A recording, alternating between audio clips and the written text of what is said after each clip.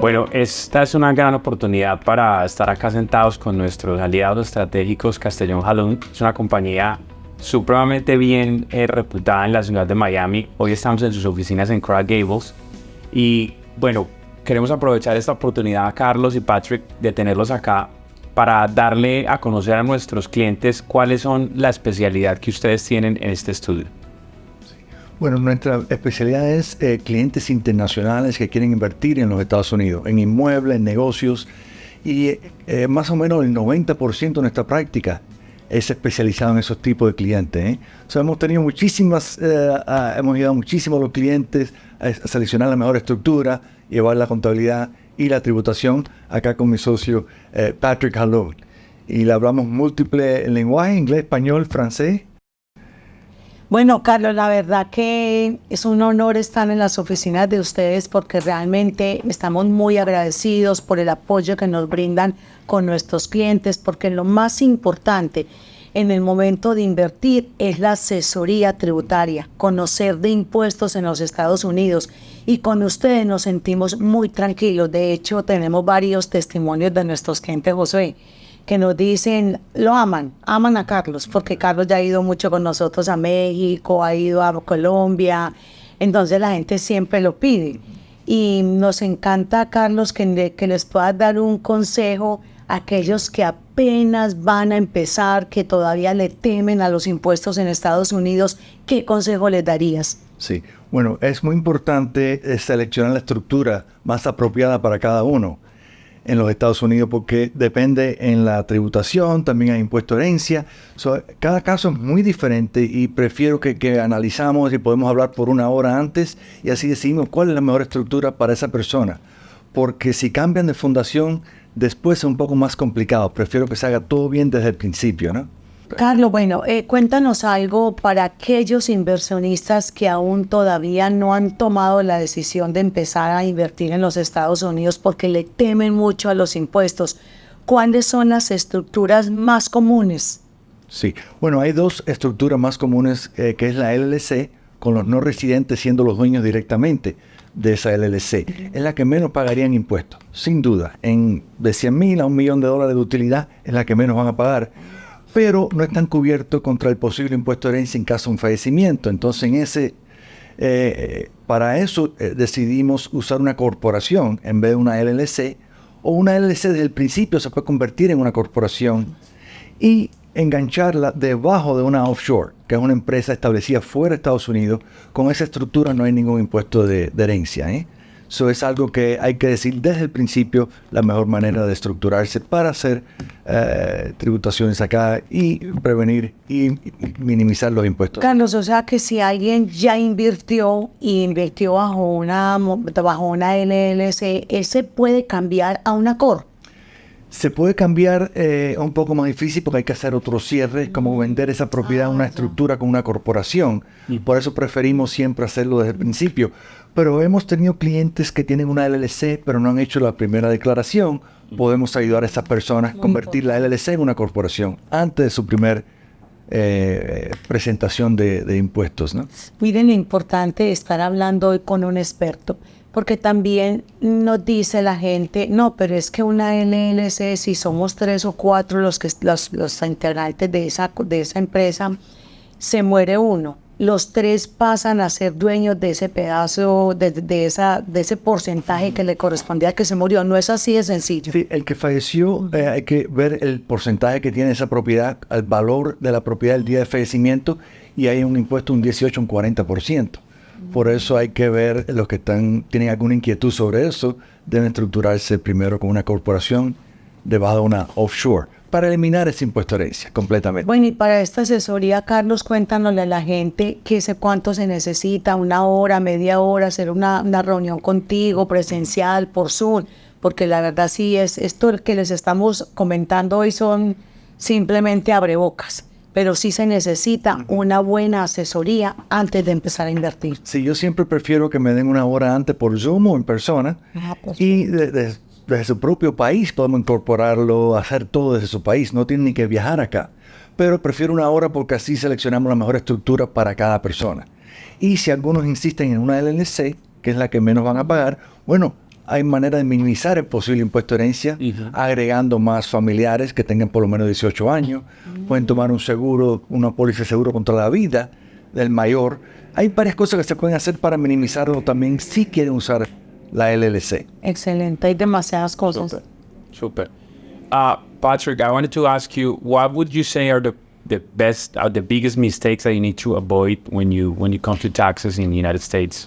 I think one of the biggest issues is people tend to set up the structure before they talk to a tax expert. And once they've talked to a tax expert, they realize that the structure they set up is not ideal. Changing the structure once you have it in place and the property is already purchased can be a little bit more complicated. So typically that's why we recommend to try to get the expertise and the advice before you set up the structure, or at least before you file the first tax return, in order to make sure that you're set up in the correct way. Otherwise, you may find yourself in a spot that you can't undo. I think the other aspect of it too is a lot of people tend to rely on somebody they think that gave them good advice, and the person is not necessarily experienced with dealing with non-residents in the US, and the advice they're giving them is not correct for a non-resident, because the rules, the tax rules and the tax structures for a non-resident is completely different than those for a US resident or US citizen. So it's important to make sure that whoever you're speaking to has the experience and knowledge based on your situation, and not just a general concept that maybe they're just not experts in. Right. Is it true that you pay a lot of taxes in the United States? I wouldn't say it's true you pay. I mean, it's relative. If you look in Europe, they'll say we don't pay much taxes here compared to Europeans. I think there are ways to minimize the taxes. And again, I think if you speak to the correct advisors, given your situation, to try to find a way to minimize your tax on your situation. Kind of like Carlos mentioned, every person has a different situation. Right. So something that may apply to a family member or a colleague may not necessarily apply to you. So there are ways to minimize the taxes here in the U.S. If you have the correct structure and the correct advice from somebody. And Patrick, would you agree that most of our rental clients, the clients that have property for rental, most of them don't pay any taxes on a yearly basis because of the losses that we had? Yeah, that's correct. Typically, with the rental properties, you end up not having to pay taxes as you're making the rental income because of a depreciation expense, which is not a cash expense. So you can have an investment that is cash flow positive, but for tax purposes, you're not paying taxes. And this will at least allow you to, from a cash flow perspective, enjoy, get back your return on investment quicker. You will pay a tax down the line when you sell the property because of the depreciation expense, but then it'll be taxed at a much lower rate than you would be on the rental income profit. So again, that's why typically we see real estate as a very popular investment vehicle for non-residents in the United States. And according to your experience, what's the most common structures for a non-resident in the United States? Yeah, there's typically two structures. One is the LLC, tax as a partnership, with the individuals having direct ownership. Typically for income tax, that's the best one. You do want to be concerned potentially about inheritance tax. So that structure doesn't necessarily protect you from that. So if you are concerned about inheritance tax, there's another structure where you have a corporation owned by an offshore company or non-US company, and that will give you an estate tax protection. So again, it depends on your situation. Are you more scared about inheritance tax or concerned about that? Do you want to minimize income taxes? But typically those are the two structures, either a partnership owned by LLC, owned by individuals, or a corporation owned by a non-US entity. Is it necessary for a person to travel to the United States in order to start a process of creating a corporation or LLC? No, especially in this day and age, everything can be done electronically through emails, via Zoom, DocuSigns, FedExing the document. So typically you don't have to travel into the United States to set up to set up the structure. We can do it remotely. So yeah, it's very, there's not much friction there in terms of setting that up. Right. And what about a person that currently don't have a visa? Is it possible to own a company in the United States? Yes, there's no visa. Yeah, there's no visa requirement or any kind of special approval process to get to open up an LLC in the United States. You can open a company at LLC regardless of your visa or your current citizenship.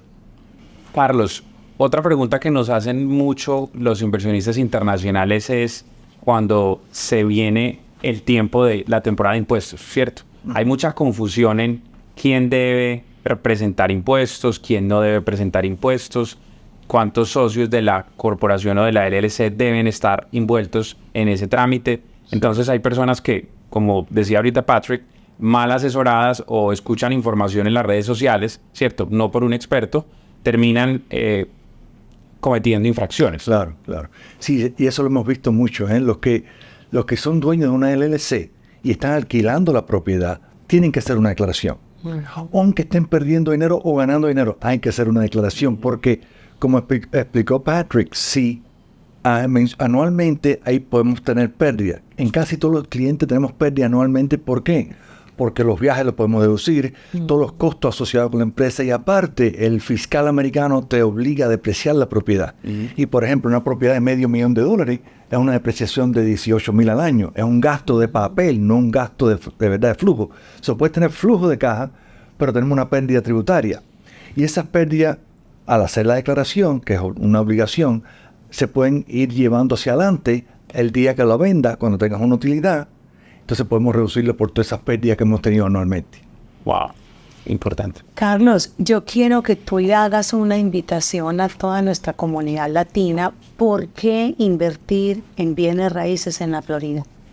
Sí, la Florida está creciendo muchísimo, como saben, después de COVID, la Florida, Texas, pero yo creo que la Florida no tiene impuesto a nivel personal, solo a nivel corporación. Si tienen una LLC con ellos como dueños, no hay impuesto ninguno al nivel personal. Definitivamente la Florida está creciendo muchísimo. El tráfico que ve acá es mucho, ¿no? Pero es que no solo ha crecido con clientes internacionales, sino los americanos han descubierto la Florida.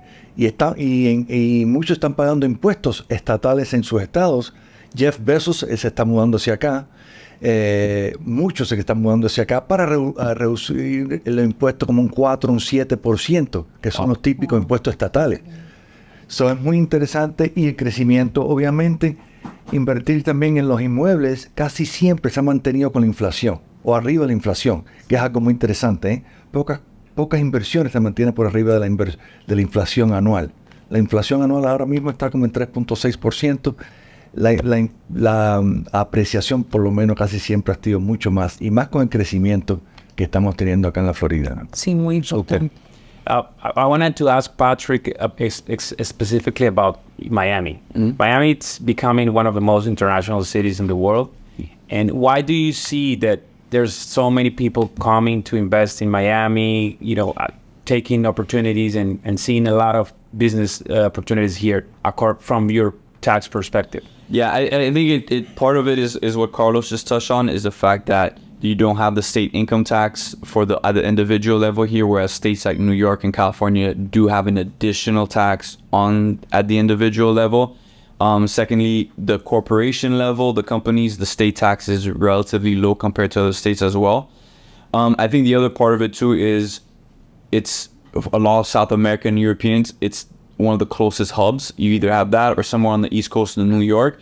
And given either the tax scenarios in New York with the state taxes, I think Miami is just more attractive place. The weather obviously is attractive for most people. You don't have to deal with the crazy winters here. And I guess Spanish-speaking towns, there's a lot of Spanish-speaking people in Miami specifically. So it does give a little bit of comfort for people who are either investing here, visiting here. The language barrier is not as much of an issue. And that helps in terms of just the economy going, the migration to the state. That keeps the real estate investments going up as well, and seeing, again, the economy is growing here, the real estate's growing here.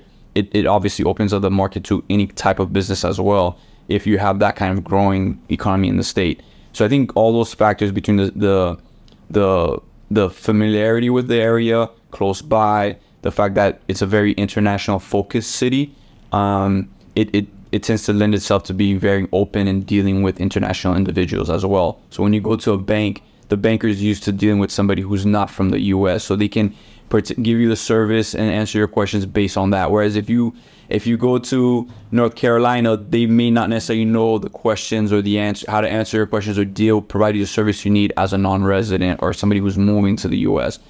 Same thing with the attorneys or with the CPAs.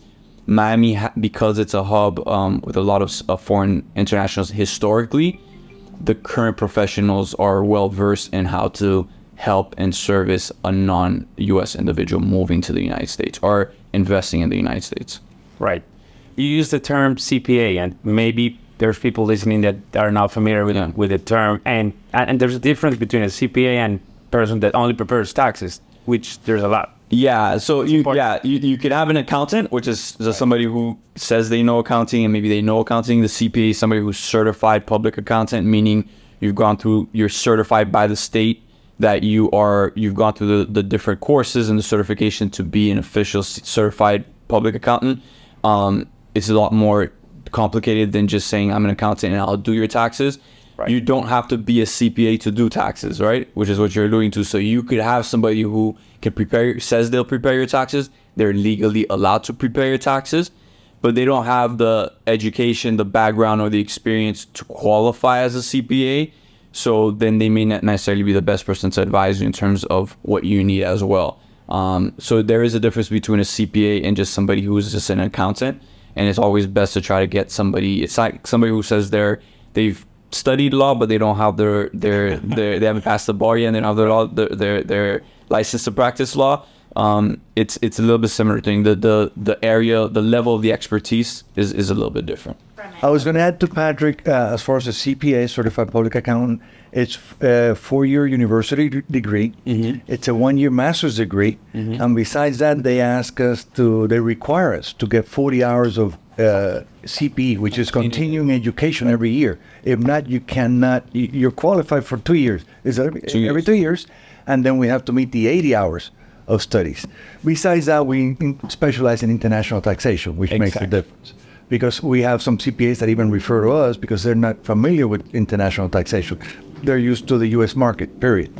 So we've had 90% of our practice is international taxation. So we've seen a lot of their problems and different structures, and we were able to help them fix all those problems that they come with. Yeah? That's a very important point, Carlos and Patrick. And there's a lot of people also using an investment as a vehicle to have a residency here.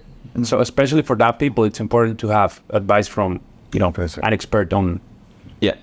You want to make sure that if you're using the investment as a vehicle to get a certain type of visa to try to get your way to getting a green card residency here in the U.S. or eventually get a citizenship, you're looking at a potentially very sensitive and complicated process. Mm-hmm. You want to make sure that you're starting at the right spot and you have a good plan going forward. If you don't have the proper advice from both the immigration attorney standpoint and the tax standpoint from the beginning, you could find that halfway through the process after you've invested a significant amount of money, a significant amount of time, this process was done incorrectly, and it's going to cost even more money and more time to fix.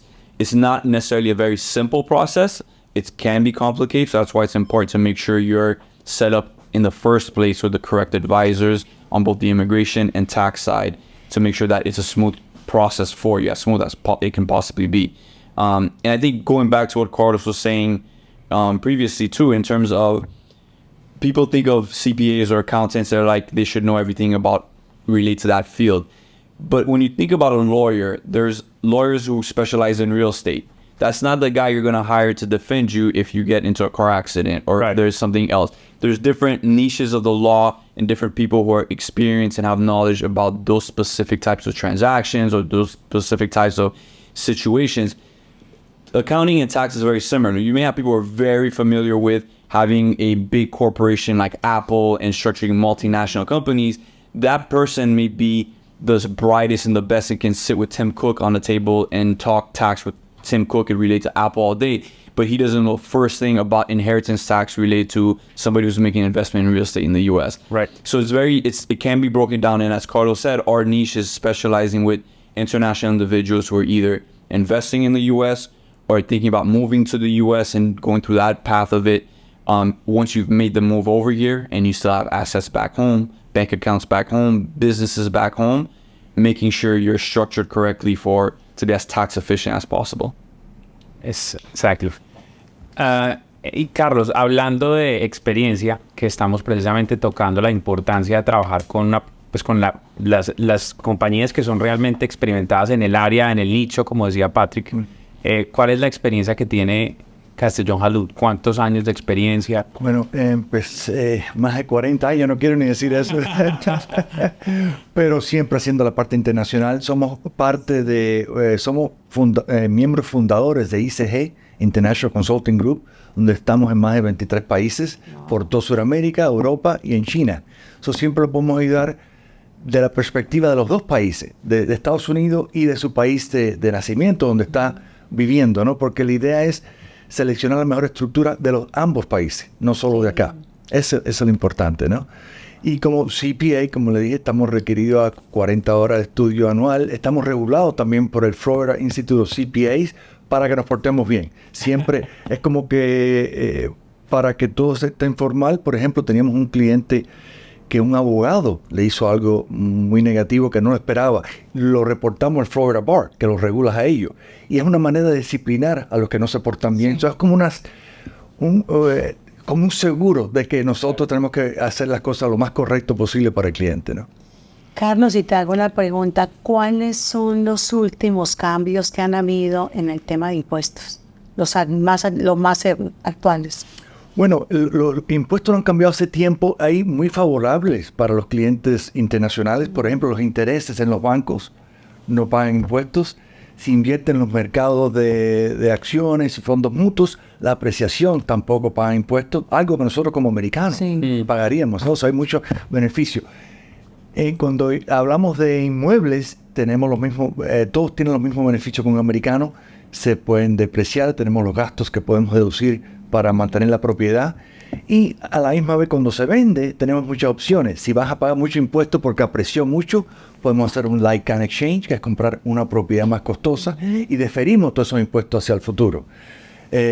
Como una LLC se pagan pocos impuestos, cada uno tiene un $45,000 de excepción.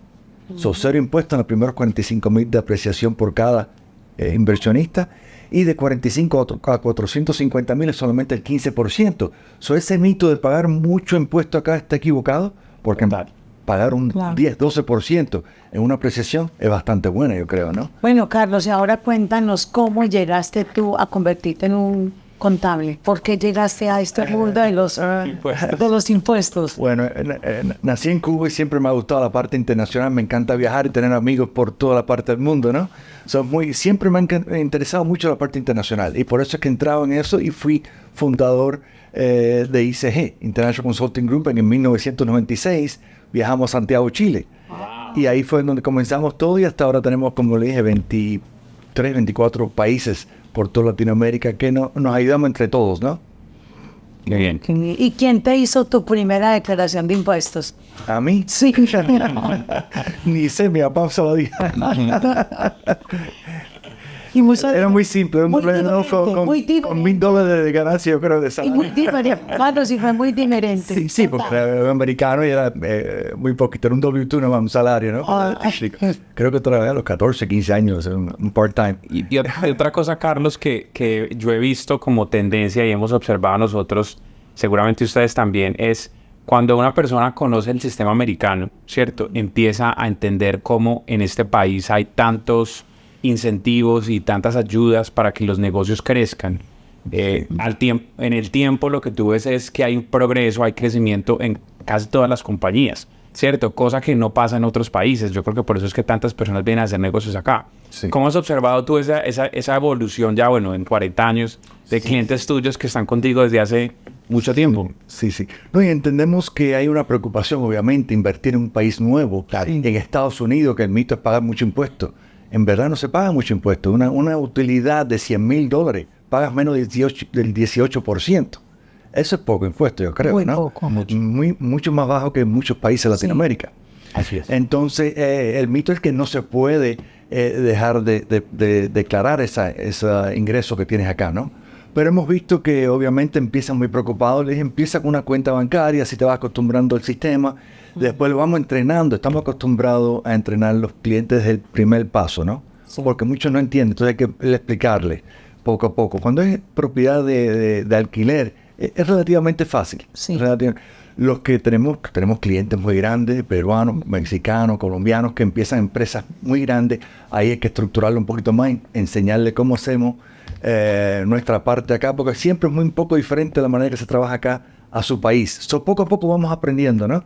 Pero estamos acostumbrados a enseñarles desde el principio cómo comenzar acá y cómo ir poco a poco, ¿no? Cómo vamos avanzando. Empezamos a caminar antes de correr, ¿no?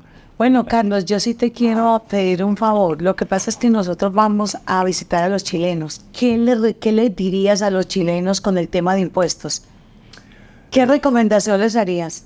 Tenemos muchos o varios clientes chilenos desde hace ya mucho tiempo, ¿no? En Chile es un poco diferente en que la declaración personal está hecha automáticamente, creo que electrónicamente, ¿no? En Chile. Pero acá no, acá tienen que venir a hacer la declaración si están alquilando alguna propiedad, que no se piense que se la van a hacer electrónicamente, ¿no? Pero otra vez, el impuesto acá es muy poco comparado con otros países y especialmente con Chile también, sí.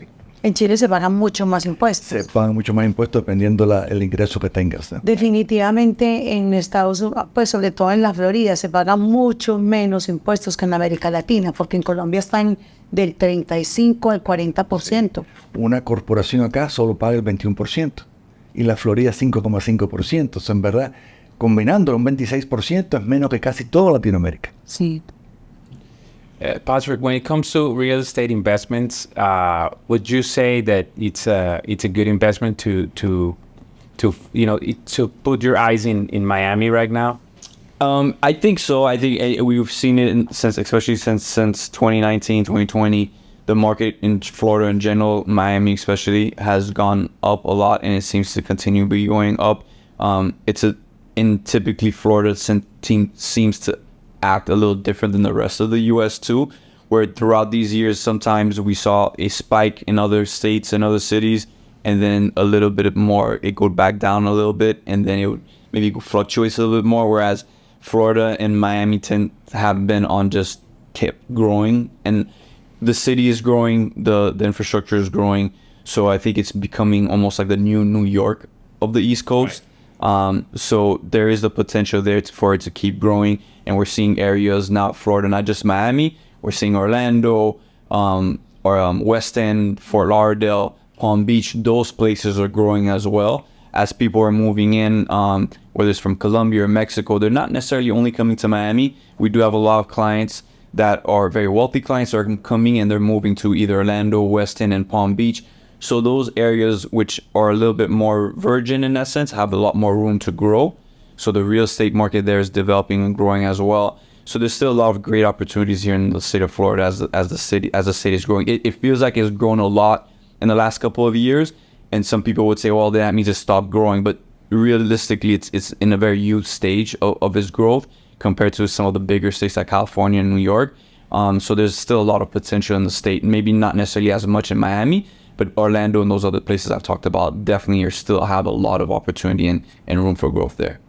And it's growing with the interest rate the way it is, which is at 7%. Yeah, when the interest rates start coming down, you'll probably see a little bit more appreciation as well. Yeah, right. That's something that stands out because definitely, that's why there's a lot of regions in the U.S. that are not doing as good as Florida interest rates.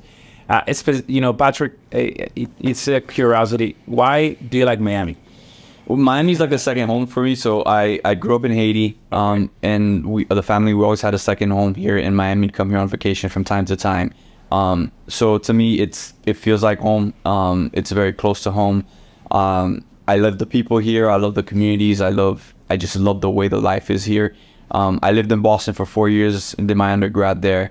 I liked it a lot, but it's not Miami. I think just the sense of, because it's a very international, and Florida especially, very international melting pot in essence, it's very comforting in terms of somebody who's coming from the Caribbean. It's normal, it's a very common thing. You don't feel like you stand out as if you're a little different or anything like that. And like I mentioned before, the professionals here, the different places you go, whether it's for banking, whether it's for something you're doing in your house, construction, whatever it is, everybody's used to dealing with people from Latin America, the Caribbean, or European. So it's very welcoming and in terms of the question about making people who are coming here for tax, what advice you give them, make them feel welcome, you get that not necessarily just in tax, you get that in all aspects of life here, just because it's something everybody's used to, having international people here. So it just felt more welcoming and more comforting here that there's a sense there's Haitian communities, there's Colombian communities, there's Venezuelan communities, and throughout wherever you go, there's communities of people from different countries. So you always feel welcoming no matter where you're from. I think it's a little different than if you go to some other states, which, you know, they're typically the same people have been living there for a long time. The culture is not as big of a melting pot. It's just a little different, which can be a little scary. So I think Miami just makes it that first step when you come into the U.S. There's a little bit of comfort here that you'll recognize no matter where you're from. That'll make you feel a little bit more comfortable when you first come here. Right. Carlos, you've seen, you know, the growth of Miami for throughout the years. Do you see more people from New York, Boston, Chicago moving to Miami now? Yes, that especially happened after COVID. They realized, hey, why can't I have a better weather, less taxes? Why not move? The beach, obviously, you know. So we've seen a huge growth in that from the domestic side, because we were always dealing with the international side, but now Americans are coming in. California, New York, all have very high taxes at the state level. So better weather, less taxes, beautiful beaches. Yeah. There's no need to say anymore, you know, come down. And the fact that you can now work from home. That made a big change as well. Because you thought you had to work in Chicago. Now you can work in Florida. And you have the Citadel Group that moved down here with 3,500 employees. Yeah. Right? So the big changes that are coming to the Florida area, you know, a lot of growth.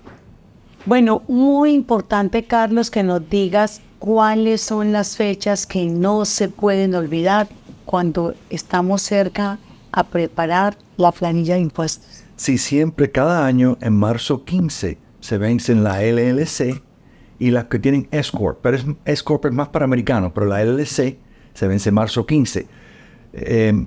Hay veces que podemos hacer una prórroga por 6 meses si quieren, si no hay tiempo para preparar la declaración, pero marzo 15 para el año anterior. Entonces, abril 15 para los clientes que tienen que hacer su forma personal o de la corporación. Los que no son residentes, que no están viviendo en los Estados Unidos, tienen hasta junio 15. So, marzo 15 para LLC y abril 15 para las corporaciones y personal, y junio 15 para las personas naturales que no viven en Estados Unidos, tienen hasta junio 15. Los extranjeros, pero esos extranjeros que tienen LLC, ¿también es en junio o es en julio 15 también? Entonces la LLC, como se vence en marzo 15, a veces que hacemos una prórroga y los preparamos los dos antes de junio 15. La LLC con su declaración personal que tienen que ir en conjunto. Muy importante. Perfecto. Patrick, what are the most important dates when it comes to taxes that you have to keep in mind? Yeah, in the United States, it's calendar year, which means you're taxed on January through December income. The tax returns are typically due, the more important dates for, especially for non-residents, are going to be March, April, and June. March 15th, April 15th, and June 15th. Those are the 3 important dates. LLCs would be due March 15th. The corporation tax returns are due April 15th.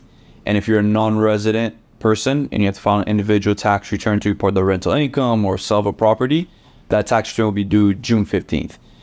There's extensions available, so you're allowed to request, which is pretty automatic, to get an extra 6 months to file any of those returns. So the March ones will be due in September, April, and October, and June and December. That's an option if for whatever reason, you know, we don't have time to prepare the return before those deadlines. They give you an extra 6 months to file them. If you owe taxes, you have to pay before. But if you have no taxes to pay, you get an extra 6 months to file them. So typically March, April, and June are the 3 main days to think about. How do you know if you need to file taxes in the United States? I mean, there's people that spend some time of the year here. How do you? I've heard there's dates and so obviously if you have any kind of investment, you definitely want to get to with the tax advisor to see if your investment is going to create a tax situation for you too. The other aspect of it, which I think you're asking, is whether an individual treat tax as a non-resident or resident. I think typically people think as I'm a U.S. tax resident if I have a green card or I have a citizenship. And most people are saying, I don't have a green card, I don't have a citizenship, I'm a non-resident. But there's also a third option where even for immigration purposes, you're not a U.S. person. For tax, you are. So if you're here there's an average calculation over 3 years, and if that number of that average gets to more than 183, you're no different than somebody who has a U.S. passport in terms of taxes. So then you have to abide by the law and the taxes as a U.S. resident. So again, that calculation and seeing whether or not that applies to you, I would advise you to find a tax advisor that can help you.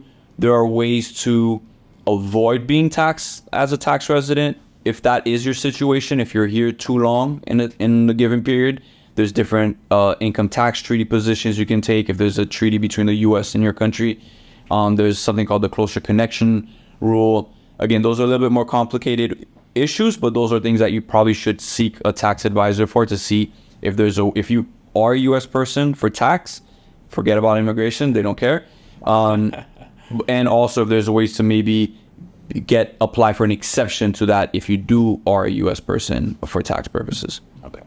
Okay, so Carlos, Patrick, thank you for having us here. We're, thrilled to be in your office, and definitely I advise everyone that's watching this to get in touch with Castellon Halloun and have a professional tax advice and strategize for your investments and businesses here in Florida or everywhere. You can also work with Advise a different states. Right. So thank you again. And no, thank both of you for coming down. I know it's Orlando, but thanks to Brightline, I guess it's making it a little bit easier for you guys. Yeah, it was a pleasure having you guys, and thank you for coming. Estamos acá felices de haber podido compartir con el grupo de Castellon Halloun, porque realmente nos sentimos muy bien respaldados. Son los expertos que nos acompañan en todos los viajes, que podemos referir a nuestros clientes con toda la tranquilidad, porque aquí es donde están los conocimientos, el apoyo, el profesionalismo. Carlos, gracias. Y de verdad te quiero decir, los clientes, no conocemos un solo cliente que se haya quejado de la compañía, porque tanto tú como Patrice y tu equipo son excelentes. Muchas gracias. Muchas gracias. Lo tratamos lo mejor posible, y más si vienen referidos por ustedes. Siempre los tratamos bien, pero gracias a ustedes por venir acá. Sé que vinieron de Orlando, sí, pero gracias a Brightline, ¿no? Ahora los puede permitir venir un poco más frecuente. Pero es que para nosotros ya es nada. Sí, ya necesitamos Orlando, esa conectividad. Ya es como, la necesitamos. Hace tiempo que se necesitaba. Sí, se necesitaba. Muy rico, ¿no? Venir uno por la mañana a trabajar todo el día en Miami y regresar por la noche. Es increíble, ¿no? Es que nunca nos imaginamos que esto podía ocurrir. Nosotros éramos uno de los más necesitados que llegara a ese Brightline.